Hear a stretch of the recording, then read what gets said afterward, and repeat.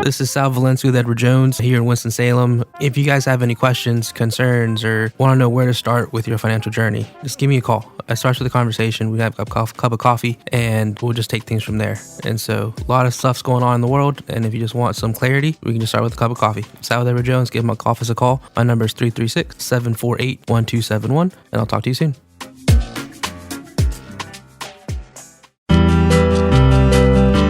Welcome to the Health Geeks Book Club podcast. Listen in as Kristen Norton and Eleanor Russell review all those great health and wellness books you've been wanting to read or you have read and want to talk about.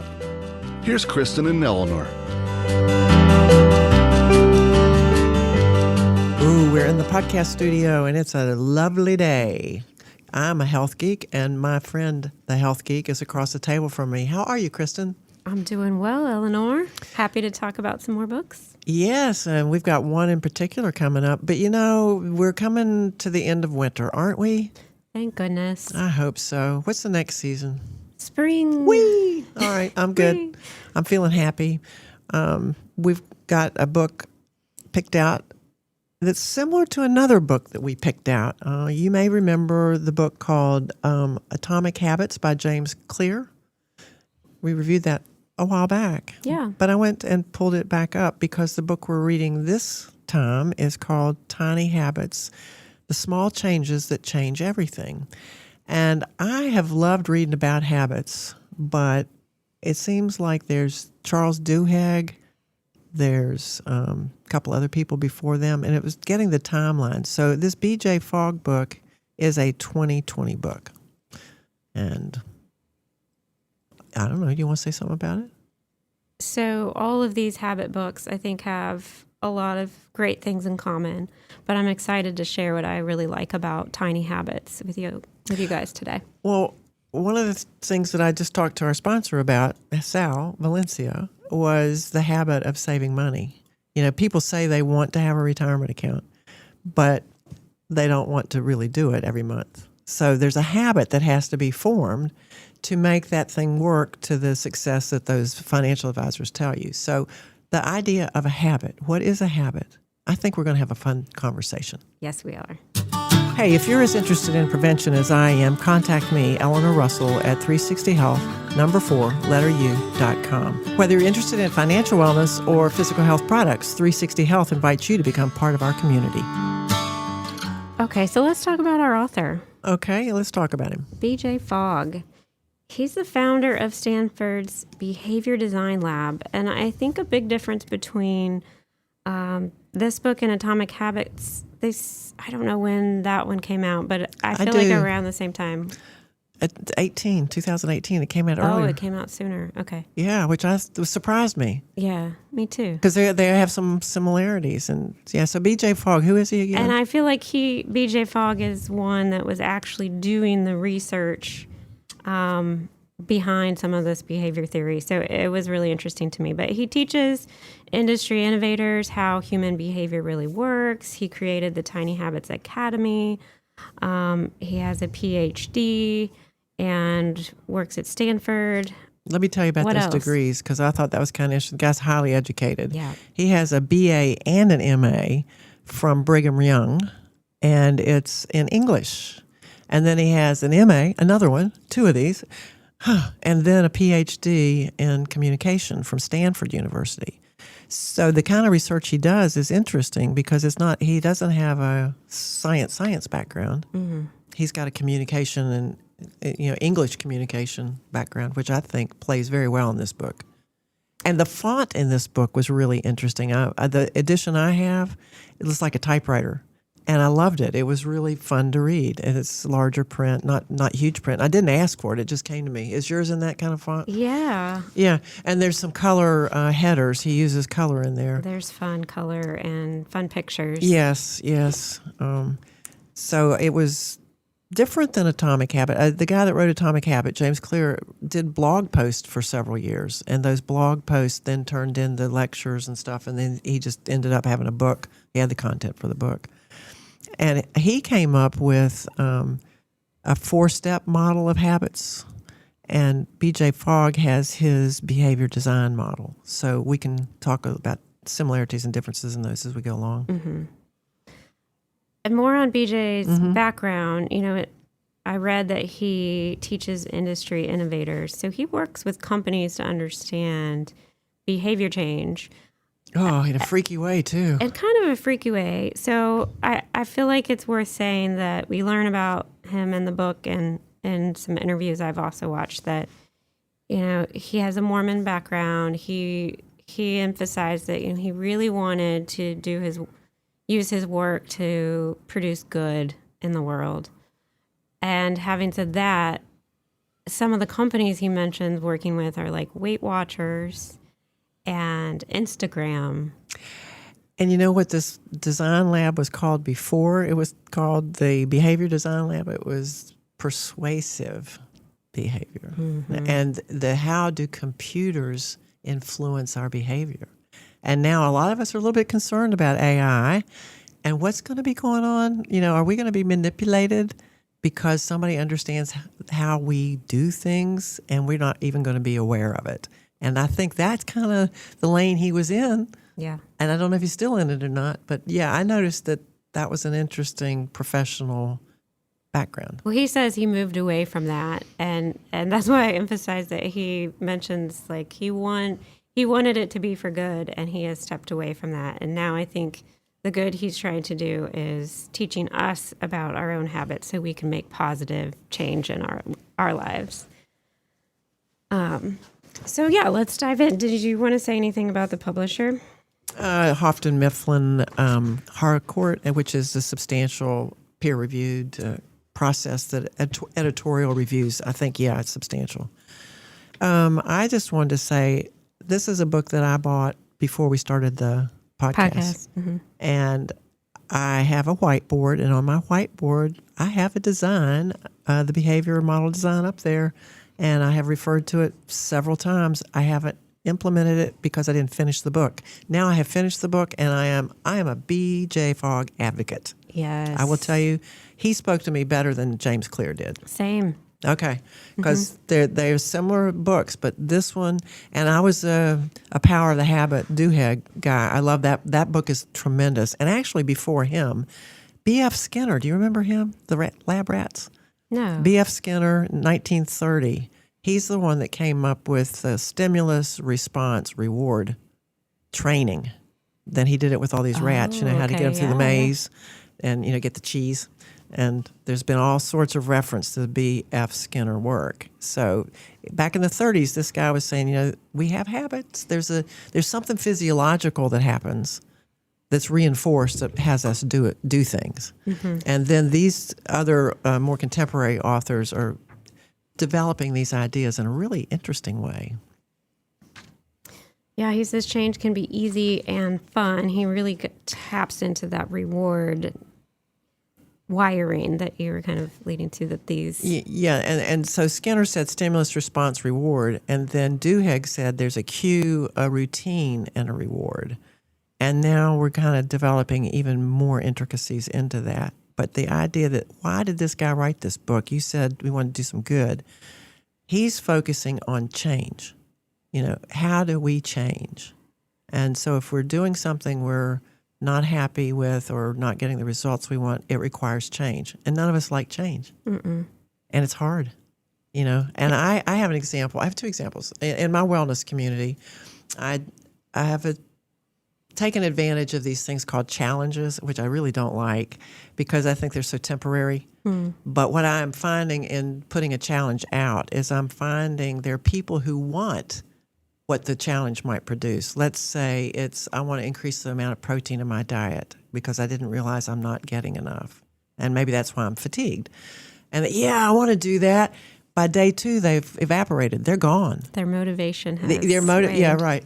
And then I've got another group of people that are planking every day for a month. And, I want to do that. I got more people in that group. And there are about 3 people that are actually planking every day. And then I have a year-long thing, like let's move our bodies every day and collect our steps and see if we can get 2,025 steps this year. And, in January. I want to do that. I'm going to do that. And then it's February and there's a 0 on the tracker.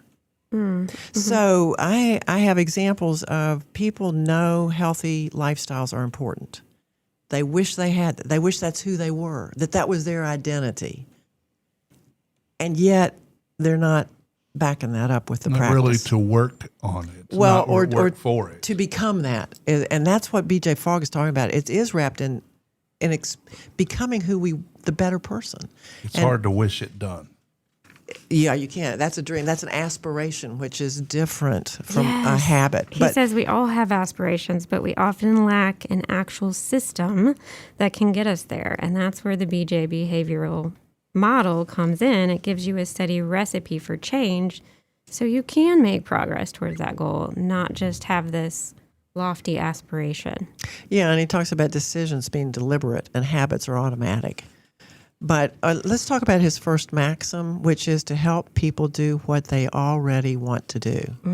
And I think that's a powerful statement.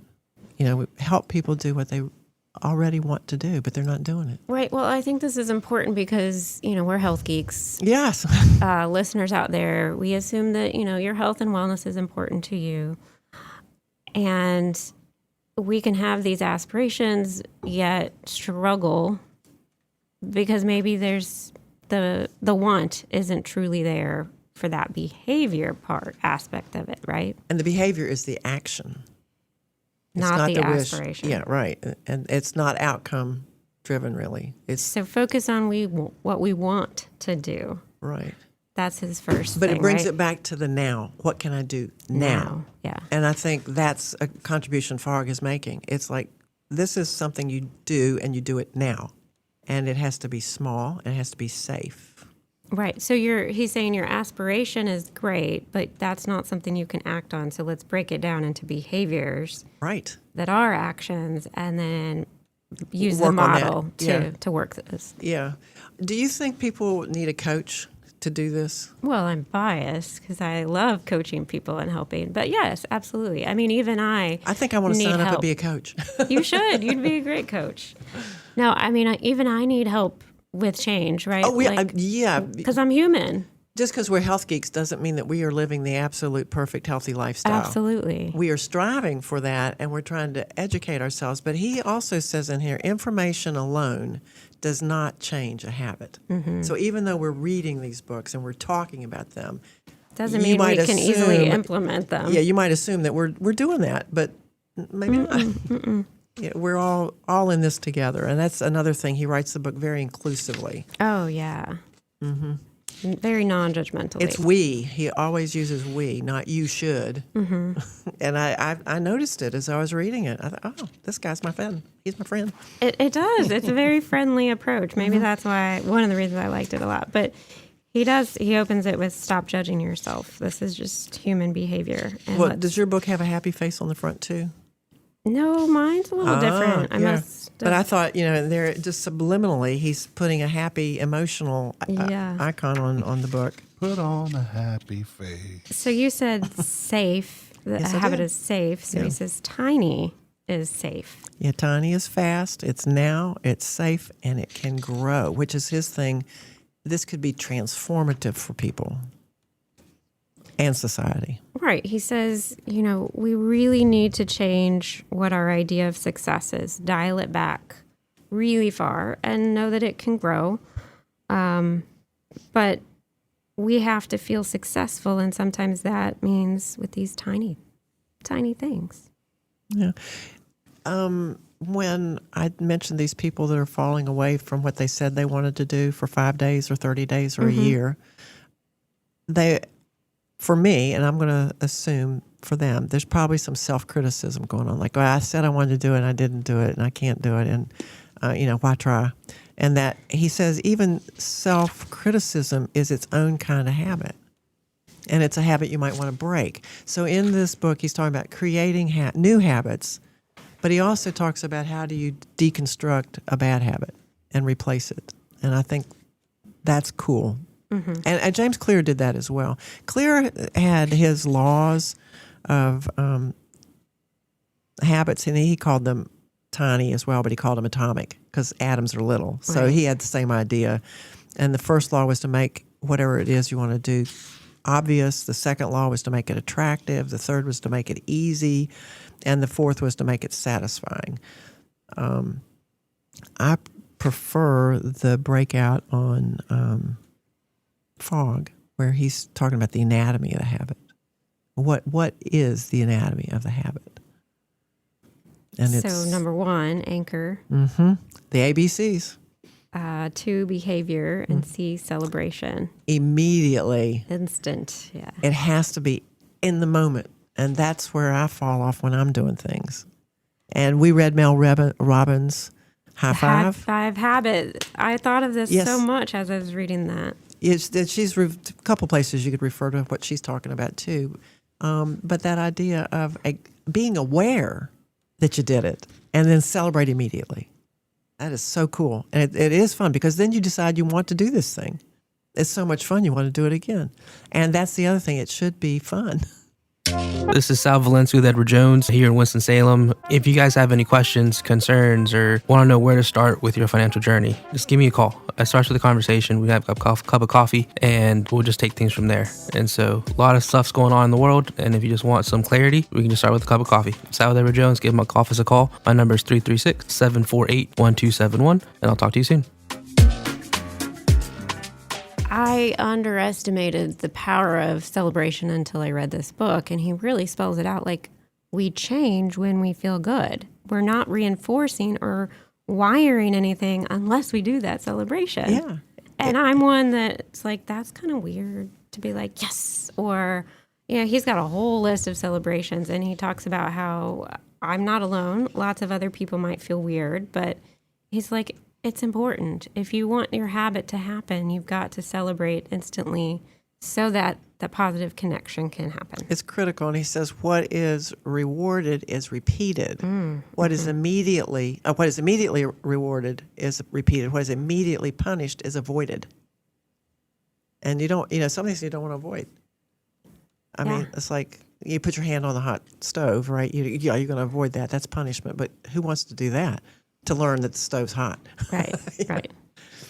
Like make some soup and it tastes good. Yeah, that's good. So I've incorporated strength training a little more regularly in my routine. And I don't enjoy the act of doing it. So I will high five people and try to end on that celebration note. And that this reading Tiny Habits really solidified I can't walk away with any about this, right? I have to end on that happy so that it's reinforced and I want to keep doing it. Mm-hmm. So let's talk about that a little bit because once you understand the ABCs of the habit anatomy, then there's this behavior design model that he's come up with, which is the behavior is going to happen if you have high motivation, or if you have motivation, you have ability and you have a prompt. And that, to me, is just so easy to then look at the behavior you want to accomplish. And there is a graph that he uses to explain this, but you can talk about the idea that if you have high motivation and something is easy to do, and then somebody says, let's go lift weights, you go, yeah, let's go. It's going to happen. Right. But if it's low motivation and it's easy to do, and somebody says, let's go lift weights, you're going, I don't want to do that today. It's work, so you're not going to do it. Right.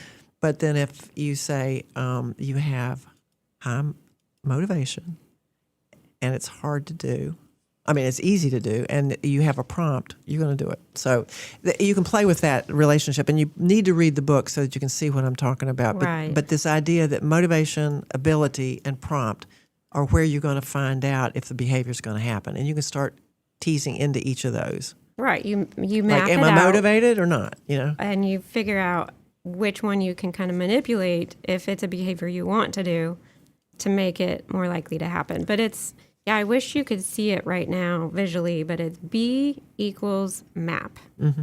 So it's a nice formula. And why he says that we can't rely on motivation or willpower is because it's like a wave. It's up and down. You can't predict that you're just going to these people who are interested in the challenge, like, They were motivated initially. yeah. Yeah, I want to be that person that does that. But naturally, our motivation will dip. And so he says design for low motivation so that you're not relying on that. And even on your unmotivated days, you're making progress that you can celebrate. And what he talks about is a 1% better every day. It can be compounded. You know, you don't have to make a big change. Like, okay, I'm going to start planking for 8 minutes. I can't do that. Now, I feel like that was a major message that was driven home in Atomic Habits. Yeah, but they're talking about the consistency thing. It can grow. Yeah.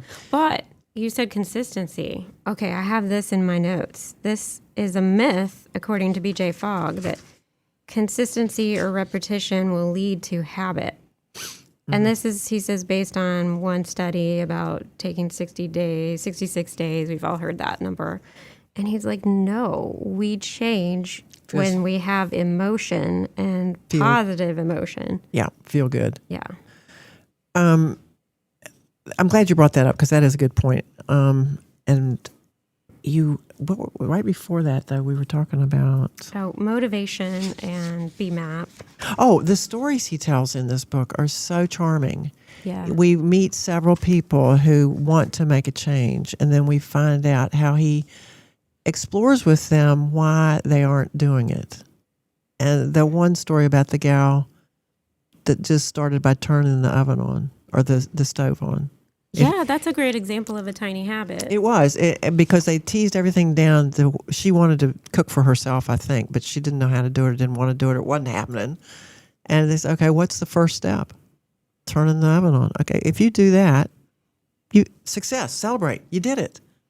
And she started doing that, and then all of a sudden she was drinking a glass of water, and then she was watering her plants. I mean, she was the habit grew, and it transformed her. It's a beautiful story, and he has several of those in there. And it was simply to make herself breakfast in the morning, I think. So instead of actually making the breakfast, the dialing it way back to that starter step was just put the pan on the oven and turn it on, boil the water. Or maybe it wasn't even that. It was just put the pan on the oven, on the stove, and then you do that, and then you put water in it, and then eventually she was making her oatmeal in the morning, and it was no big deal. But we don't think about dialing it back that far. Exactly. It doesn't seem like, well, should I really celebrate that? But it works. Yeah, and he said if you're not happy, celebrate and practice that. Yeah. But, he It's a said skill. we said that the tiny habit has to be fast now, safe, and it can grow. Fast means 30 seconds. And not a big thing. Right. And turning that stove on is less than that. Yeah. But it's the first step. So do you want to hear my tiny habit that I implemented? You did it? Okay. Yep. Well, it's been... Lifting weights, you just said. That was a little bit... This I followed his recipe for. So I have planner chaos. Sometimes I'm writing sticky notes in places. Sometimes I'm in a planner. Sometimes I'm in my online planner. And I'm like, I just need it all in one place.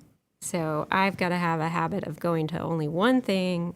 And my habit was, as soon as I take my first sip of coffee in the morning, I'm going to open my online planner. After I take my cup of coffee, I will open up my planner app and start a new day.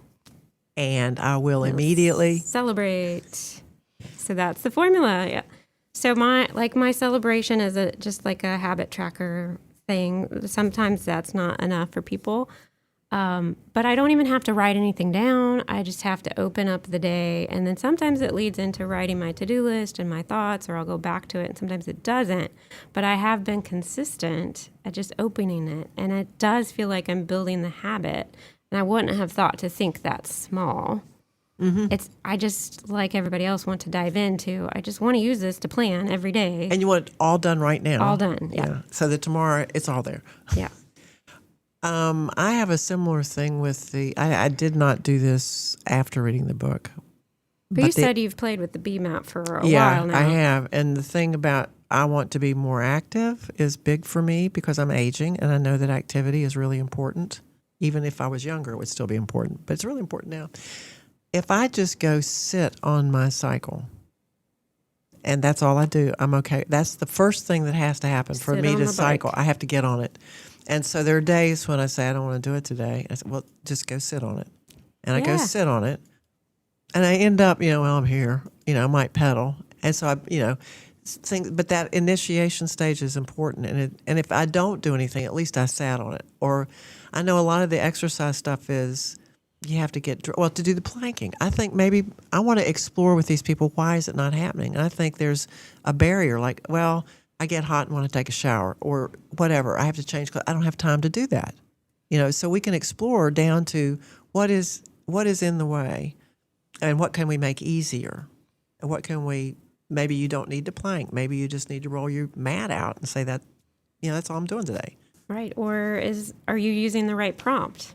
Exactly. Yeah. So this gives you ways to tease down to help somebody or yourself say, I think I could build a new habit. Mm-hmm. Tired of feeling stuck in your health journey? At Well Balanced Nutrition, we understand that achieving your health goals isn't just about what you eat. It's about overcoming the mental roadblocks holding you back. Our team of expert nutrition coaches is here to guide you every step of the way, helping you break through mindset barriers and reach your full potential. Don't let mindset barriers stand in the way of your health and happiness. Call Well Balanced Nutrition today and start your journey to a better you. So he has these steps in behavior design that, as a coach, I'm really eager to continue my understanding of them so that I can utilize them in practice. So you clarify your aspiration, which we talked about. This is kind of your big goal. And then you explore behavior options. So it's kind of a brainstorm. If your goal is to be less stressed, that's your aspiration, then you're exploring all the behavior options that can help you be less stressed. And his technique is called the swarm of behaviors. Yes, thank you. I like that. Yeah. I didn't write it down, so I'm glad you did. And you're supposed to just put all this craziness out there, and then you're going to do something. What are you going to do next? Then you're going to match specific behaviors. And you're going to use a focus mapping technique to do that. Right. Which is so brilliant. It's so simple and it's so brilliant.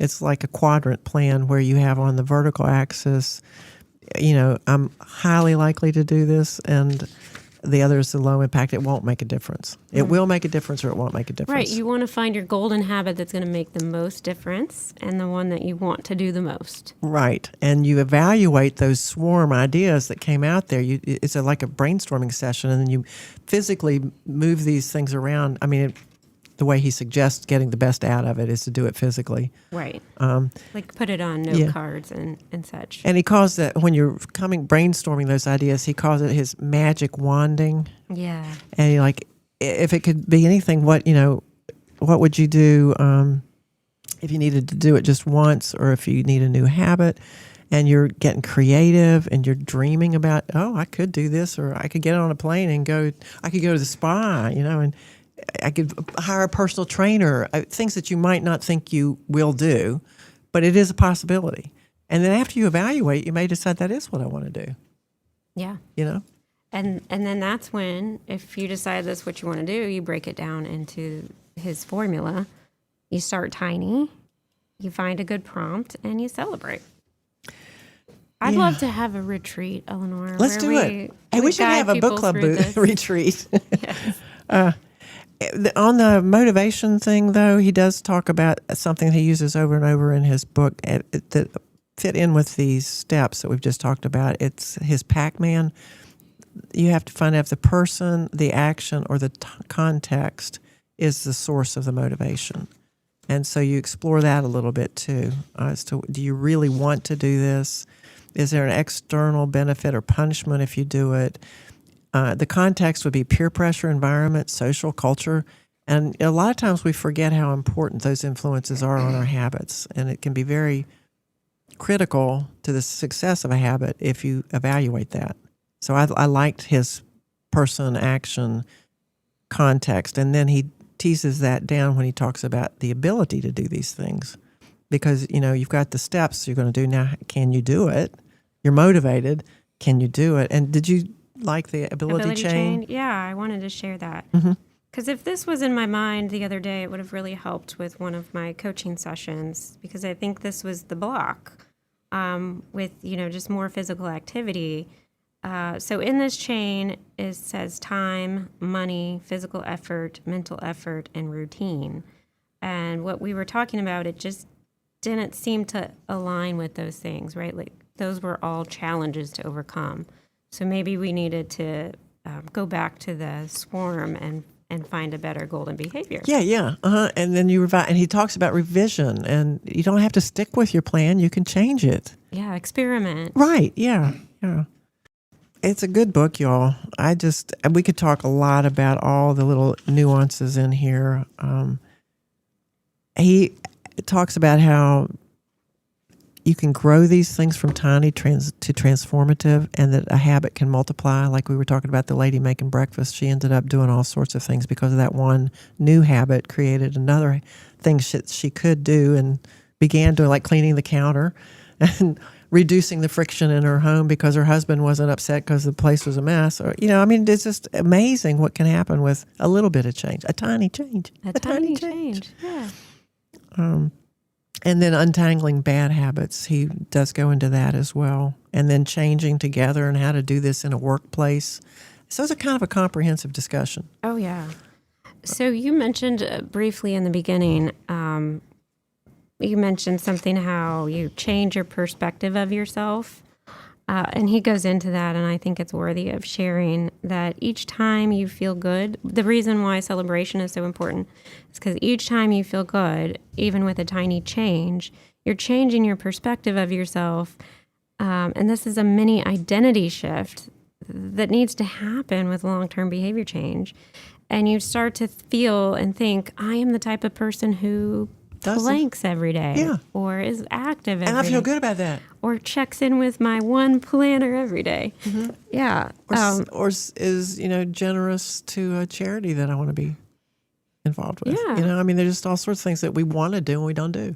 That's right. Oh, I wish I had, but now I feel bad because I didn't. And then that gets into problems.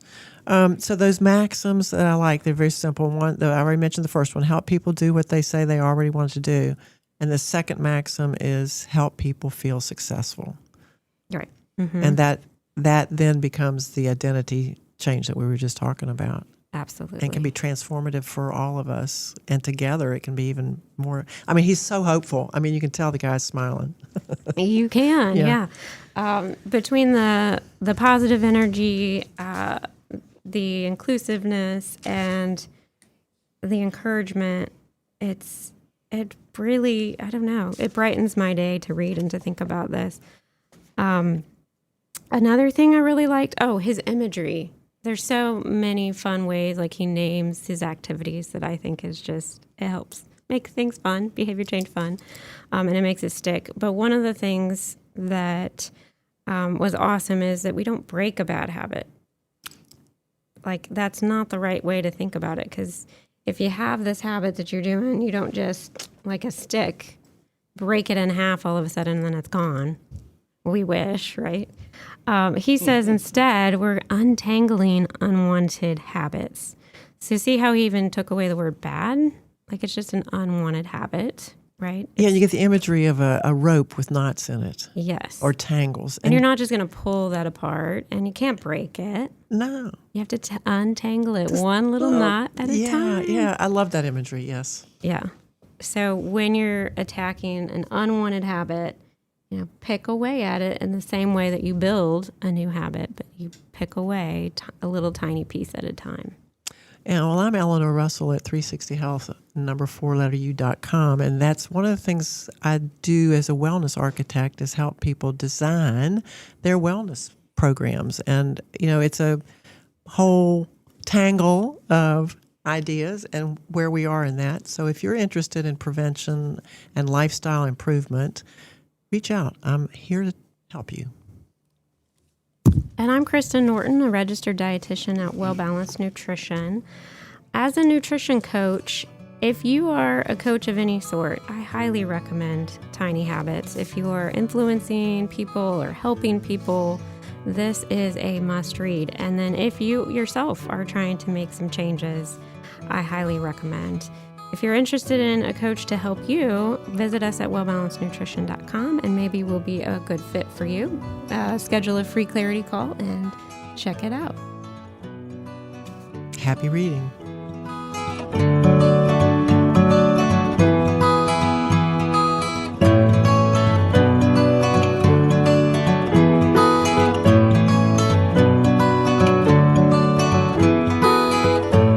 The views and opinions stated in this podcast are solely those of the contributors and are not necessarily those of our distributors or hosting company.